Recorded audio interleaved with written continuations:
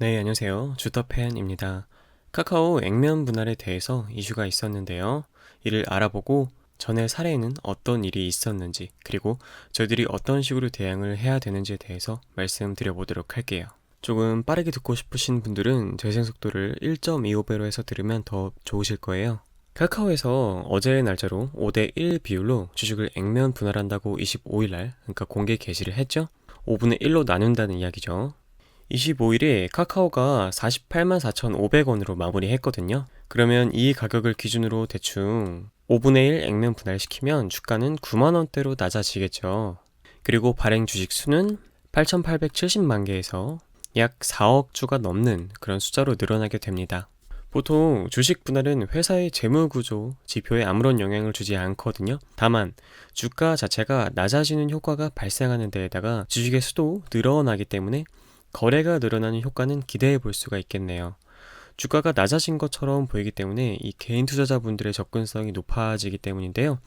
이 때문에 주식 분할은 시장에서 주가 부양책 중 하나로 여겨져 왔습니다. 한국의 사례를 살펴보실게요.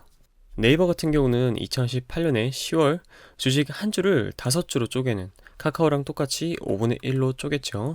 액면 분할을 단행한 바 있습니다. 네이버가 먼저 했군요. 이로써 70만원대에 달하던 주가는 13만원대로 낮아졌고요. 약 3년 정도 걸려서 주가는 3배 정도 상승을 했죠. 사실 네이버 주가는 우상향을 하긴 했지만 아주 느린 흐름으로 가다가 쭉 빠졌지만 오히려 그 탄력을 받아 오늘날의 가격까지 오게 된 것입니다. 삼성전자도 마찬가지로 2018년 5월 달에 액면 분할을 했고요. 한 주당 무려 265만원이던 주식 가격이 5만 3천원으로 낮아지면서 소액주주분들이 대폭 늘었거든요. 그러니까 삼성전자 지분을 1% 이하로 보유한 소액주주분들이 2018년 24만 명에서 작년 6월 30일 기준으로 145만 4천 명, 그러니까 무려 5배나 는 것입니다. 삼성전자가 거의 10만 전자까지 올 수 있었던 이유도 소액주주분들의 참여가 컸죠. 외국의 사례를 알아볼게요. 미국 대형주들 역시 일정 가격이 넘으면 액면 분할을 시행해 왔거든요. 대표적으로 애플 같은 경우는 현재까지 총 4번이나 액면 분할을 했습니다. 4번이나 액면 분할을 했다는 이야기는 주가가 끊임없이 계속 상승했다는 이야기죠. 2014년에 네 번째 액면 분할을 할 당시 한 주당 700달러였던 주가는 90에서 100달러대를 유지하다가 6년 만에 무려 4배 이상 상승을 했습니다. 여러분들이 잘 아시는 스타벅스 또한 총 6번이나 액면 분할을 했는데요. 마지막 분할인 2015년 주당 40달러와 비교하면 현재는 80달러대에서 거래돼 2배가량 주가가 상승했습니다. 미국 주식이 좋은 게 정말 이런 거대 우량주 기업 같은 경우는 쉬지 않고 끊임없이 계속 오르더라고요. 그 이유를 살펴봤더니 애플을 비롯한 미국 증시의 대형주들은 다우 지수에 속해 있거든요. 그러니까 이 다우 지수는 주가를 기준으로 지수 내 비중을 결정하는 역할을 하는데, 이 때문에 주가가 비싼 종목은 지수에 더 큰 영향을 주겠죠. 이는 투자자들에게 부담으로 다가올 수밖에 없습니다. 그래서 액면 분할을 통해 주식의 가격이 내려가게 되면 그만큼 다우지수로부터 영향을 적게 받게 됩니다.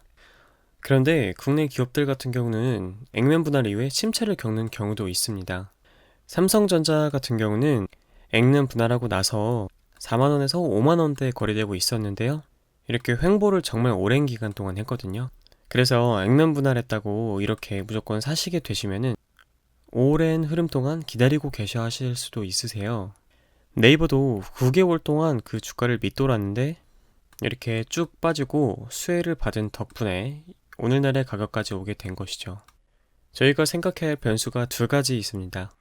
풍부해진 유동성으로 시세 변동이 상당히 커질 수도 있어요. 이렇게 말이죠. 그리고 시장의 매수가 꾸준하게 있어야지 올라갈 수가 있습니다.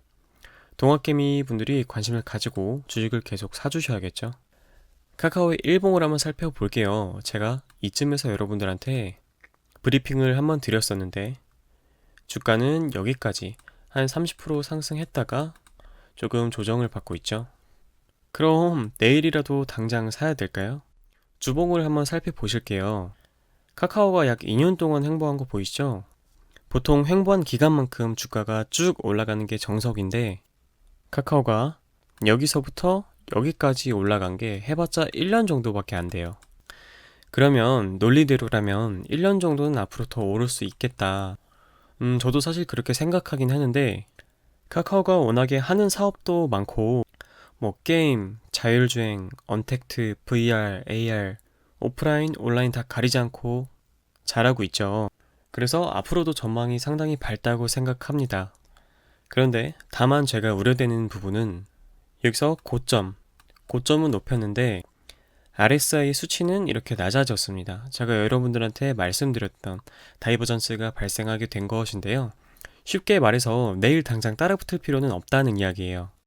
다시 일봉으로 돌아와서 시간의 거래에서 카카오가 조금 상승을 했기 때문에 50만원 초반에서 한 이쯤에서 마무리되었는데요. 나는 카카오를 정말 길게 가져갈 거다. 돈이 많아서 연말까지 지켜봐도 상관없다 라고 하시는 분들은 내일 당장 매수하셔도 상관없습니다. 다만 나는 카카오를 조금이라도 더 싸게 사고 싶다. 조금만 지켜보겠다 하시는 분들은 제가 매수 가능 가격대로 설정해드린 44만 1천원에서 46만 6천원에서 매수를 노려보시는 게 좋을 것 같고요. 여기까지 올 것 같진 않지만 지수가 만약 폭락할 경우에는 41만원대에서 담아보시면 좋을 것 같습니다. 여러분들 식사 급하게 드시면 체하잖아요. 급하게 상승하시는 주식 잡으면 주가는 하락하게 되어 있습니다. 그래서 이럴 때일수록 공부를 해보시고 카카오의 주가가 어떻게 흘러갈지 보시는 것도 현명하신 선택이라고 생각합니다. 뭐 천천히 매수하셔도 늦는 건 아니니까요. 이상 카카오 액면 분할에 대한 이슈를 마치도록 하겠고요. 제 정보가 도움이 되셨다면 구독, 좋아요, 알람 설정까지 부탁드리겠습니다. 감사합니다.